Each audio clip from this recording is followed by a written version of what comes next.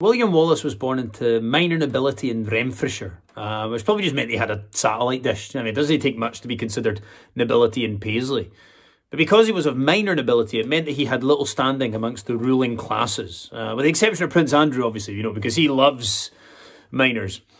And William Wallace, he had a fierce reputation for his bravery, his physical stature, his strength, his leadership, his charisma, his ability to wield his two-handed sword. Now, it would be easy at that point, right, to do a joke about his phallus, but all I'm going to say is this, is that apparently the Wallace Monument in Stirling is based to scale on the size of his bobby. So, is it any wonder that he's a national hero, folks? And Wallace and his kind of hardened followers, they would range the countryside attacking English troops and picking up castles and garrisons at will, collecting them like Pokemon, apparently. And Wallace came to real prominence in 1297 when he married the beautiful heiress Marion Braidfoot. And he was visiting his wife in Lanark, and he was visiting her dressed in a disguise. I do love the idea of William Wallace dressing up to go and visit his missus. Like, I bet they were into loads of kinky shit back then. Like the real reason why William Wallace didn't submit to the English tortures because secretly he was enjoying it. Like a kind of early 14th century Christian Grey. But word got out that Wallace was in Lanark, and bloody hand-to-hand fighting ensued. Wallace and his men, they managed to escape the town, but the keeper of Lanark Castle, Sir William Heselrigg, he actually murdered Marion Braidfoot. He killed her.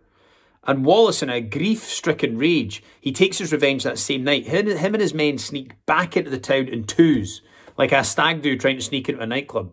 And in a coordinated attack, they attack the castle. William Wallace murders Heselrigg in his bed. Then they attack the English garrison. They murder every single Englishman in the town. And news of William Wallace's exploits, they get around. And there's another successful rebellion going on in the north of the country, led by one Andrew Murray. It doesn't get more Scottish than that, does it? Like, when we needed a bit of success, we turned to Andy Murray. But Andrew Murray, he was the son of a baron of the Common family in the north of the country. Him and his father, they'd been taken prisoner after the defeat at the Battle of Dunbar in 1296. Andrew Murray escaped from Chester Castle. He made it back to his family castle in Och on the Black Isle, and he won back control of all of the English-held castles in the north of Scotland. He had complete control of Murray in Aberdeenshire, but still, nobody's ever heard of him, right? And it doesn't get more Andy Murray than that, because here's this guy, escaped from prison, won back Uckert Castle, Inverness Castle, Banff Castle, Elgin Castle, commanded the Scots army at the Battle of Stirling Bridge, but still, everyone remembers the other two guys. Like William Wallace and Robert the Bruce are his Roger Federer and Rafa Nadal. He just happened to come up during a good era of Scottish heroes. It's a shame, it's a shame for the boy. Now, Edward at this point, he was preparing for an exhibition to France, and he instructed the Earl of Surrey to raise an army from the north of England to put down the Scottish insurrection.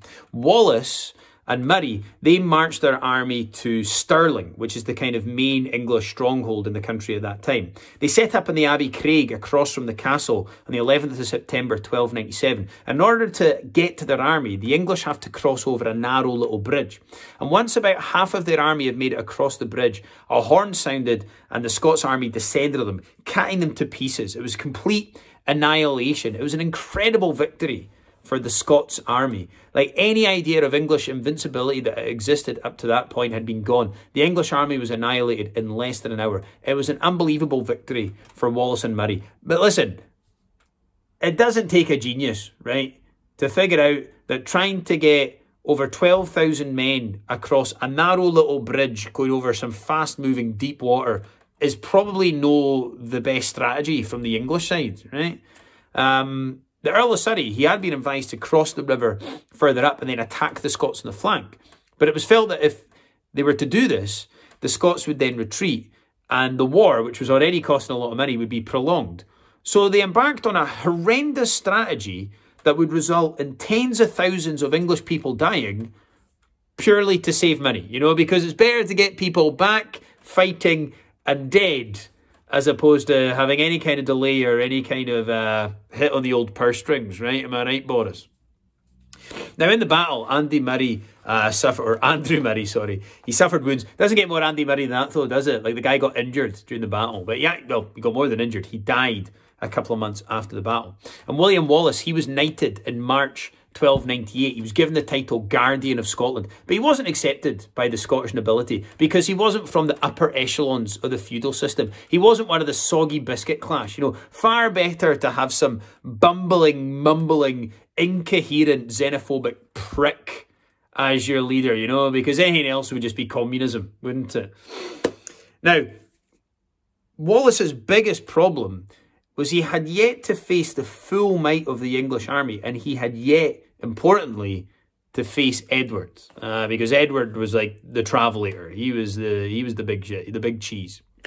And Edward, when he returns from France, he raises a huge army, and the two sides meet at the Battle of Falkirk on the 22nd of July, 1298. Edward's army outnumbers Wallace's 2-1. He's got over 1,500 heavy cavalry, all battle-hardened. Wallace's main weapon is the schiltrons, which are kind of rows of spearmen in kind of oval shapes, almost like spiky hedgehogs. And amazing, they do an incredible job of repelling the attack of the English cavalry. The Scots army are holding their own. They're pushing the English back.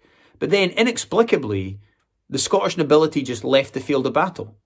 They took the Scottish cavalry and just left. Whether it was cowardice or more likely Edward had got to them, they had abandoned the cause.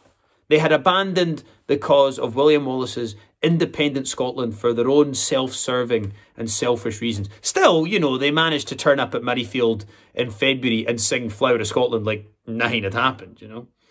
And despite incredible one-man stands from Wallace's right-hand men, people like Sir John Stewart and Sir John Grahamston, it's one of the local heroes of the Battle of Falkirk. A part of Falkirk's actually still named after him to this day. It was a defeat for the Scots army. But the people of Falkirk, you know, they're used to defeats. And despite the annihilation of the Scots army on that day, it was an incredible stand. William Wallace had cut through the feudal system. He had got past this idea of serving your master, and the people had got behind his cause. It was a glorious defeat. And, you know, hundreds and hundreds of years later, glorious defeats is what Scotland's most famous for. Anyway, I'll tell you part 2 of William Wallace next weekend, folks. Thanks very much for listening. Cheers.